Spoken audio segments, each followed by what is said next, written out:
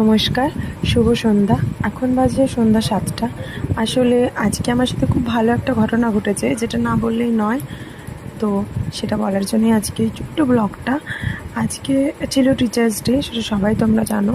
তো আমি এখনও টিচার্স ডে করিনি, আমি কিছু বাচ্চাকে টিউশন পড়াই। তারই মধ্যে একজনের মা কী মনে করে ডিসাইড করেছে আমাকে একটা গোপাল দেবে।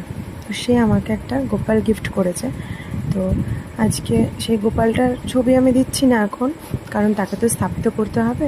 যখন তাকে স্থাপিত করবো তখন তার ছবিটা দেবো। তবে আমার কাছে পাওয়া এটা সেরা উপহার, তাই এই ভিডিওটা না করে রাখলে খুবই খারাপ হবে। তাই আজকে আমি এটা জানিয়ে রাখলাম, যেদিন আমার গোপালের প্রতিষ্ঠা হবে সেই ভিডিও আমি অবশ্যই দেব। আর এটা আমার গপু নয়, আর আমার রাধাকৃষ্ণ নয়, এটা আমার একটা বান্ধবীর গপু, ছোট্ট গপু, এবং ওদের রাধাকৃষ্ণের যুগল মূর্তি। তো ওরা পুজো করেছিল, জন্মাষ্টমীর কিছু ছবি আমাকে